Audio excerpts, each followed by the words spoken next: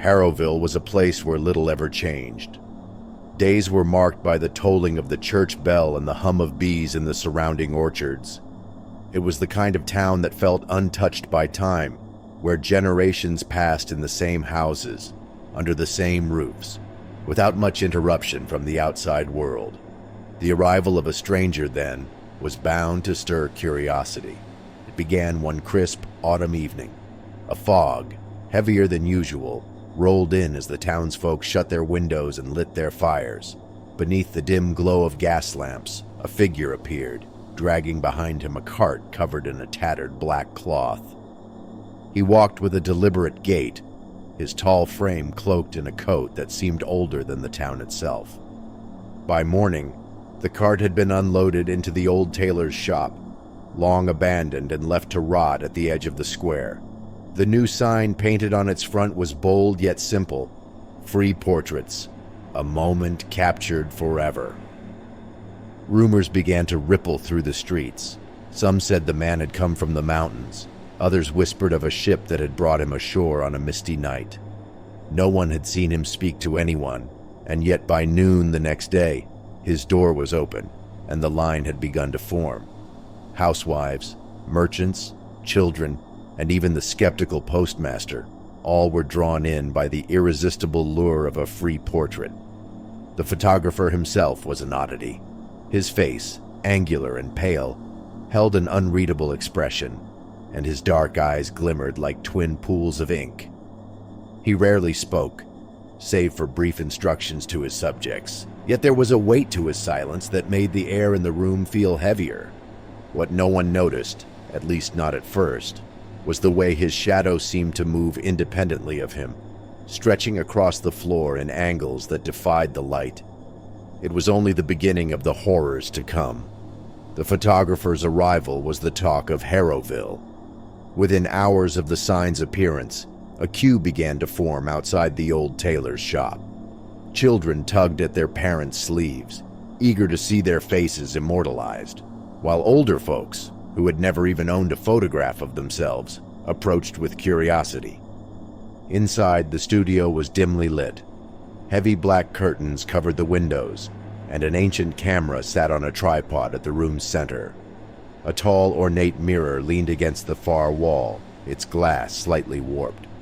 The photographer, his hands gloved and movements precise, welcomed each subject with a nod and directed them to the stool under the camera's fixed gaze. Eliza Grayson, the first to sit for a portrait, noticed something odd as she posed.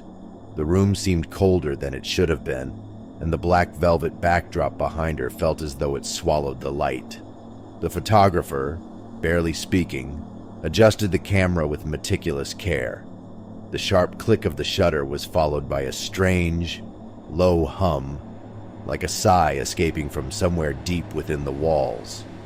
When Eliza stepped outside, she felt an odd fatigue, as though she'd left something behind in that darkened room, but she dismissed it. That night, however, as her neighbors slept, the faint scent of burnt wood wafted through the town, and her bakery remained dark come morning. Harrowville was not a town accustomed to disappearance. The community was tightly knit. Neighbors noticed if someone failed to come to church or missed a regular stop at the market. So when Eliza Grayson didn't open her bakery, people started asking questions.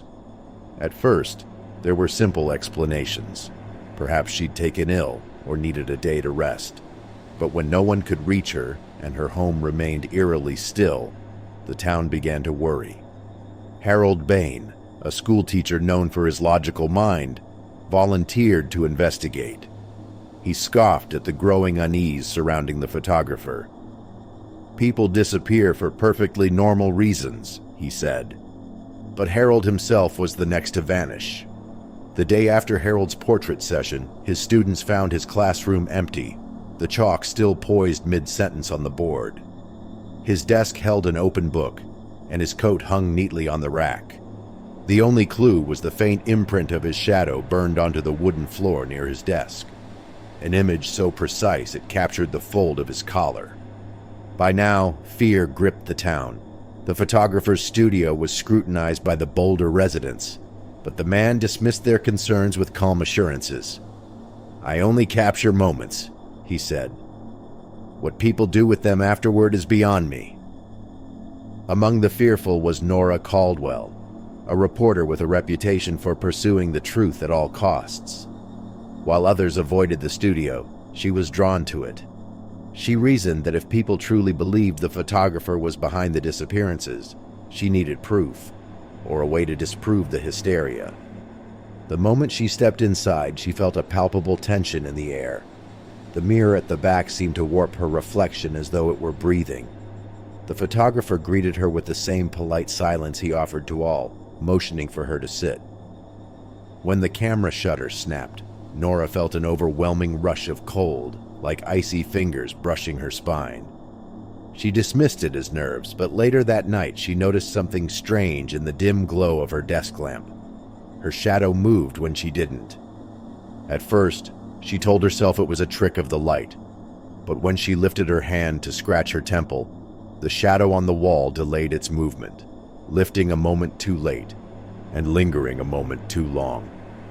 Nora threw herself into research, poring over Harrowville's scant historical records. Deep in the library archives, she uncovered a brittle yellowed newspaper clipping, dated 1893. It told the story of a traveling photographer who had been accused of stealing souls through his portraits. His subjects were said to disappear, leaving only their shadows behind. The article ended with the photographer's death in a fire, but the accompanying photograph made Nora's heart stop. It was him. The realization filled her with both terror and resolve. She began speaking to townsfolk who had posed for portraits and noticed an unsettling pattern. They too felt the strange coldness. One farmer admitted that his shadow seemed to ripple unnaturally in moonlight. Another woman spoke of hearing faint whispers when she was alone. The most chilling revelation came from a young boy who had visited the studio with his mother.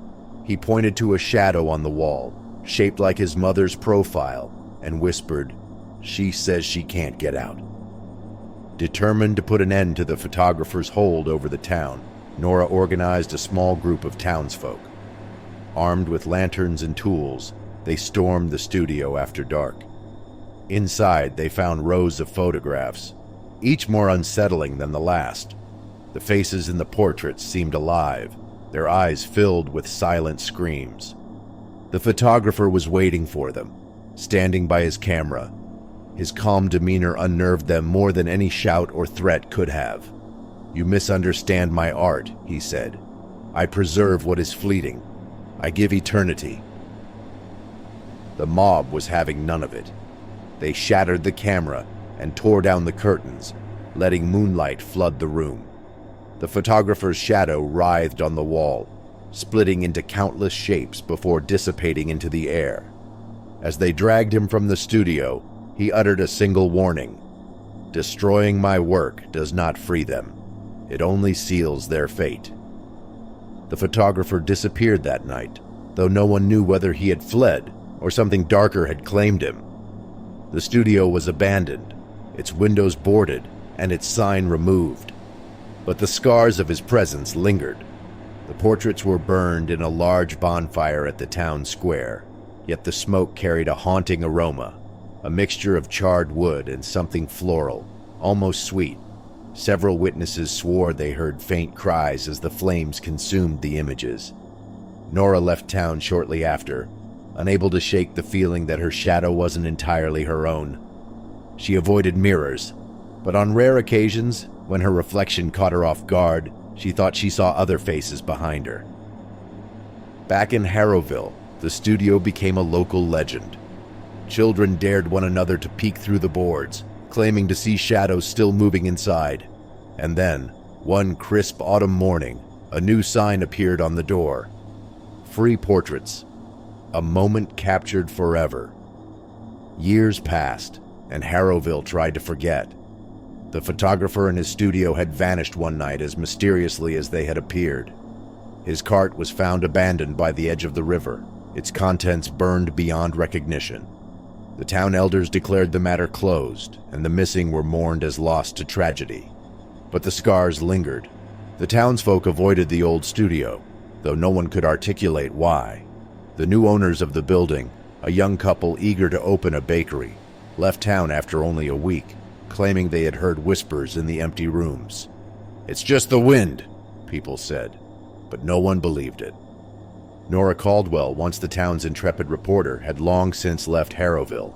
She had written a best-selling book about the events, though she omitted much of what she truly felt. How could she explain the strange way her shadow still danced in the corner of her vision, or the cold chill that swept over her whenever she saw a photograph? In the end, she moved to a remote cabin far from any town, where no cameras or mirrors could reflect back the truth she feared.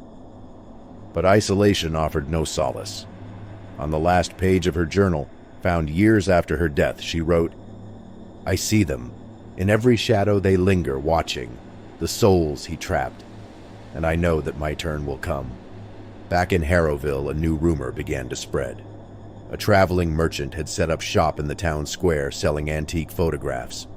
His display was eclectic, with images of men and women long gone, their faces captured in stunning detail.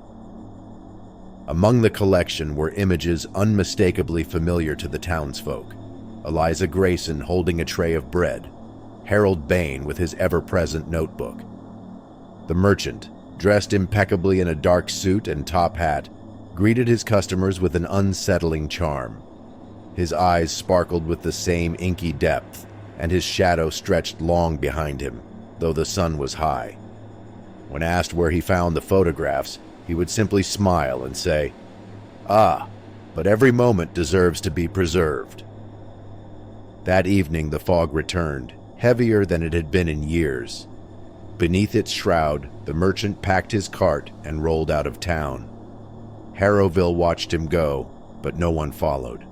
And when morning came, 2 more townsfolk were missing, their homes silent, their shadows burned into the floorboards. The sign left hanging on the old studio's door read, "Free portraits, a moment captured forever." But this time, no one dared to enter.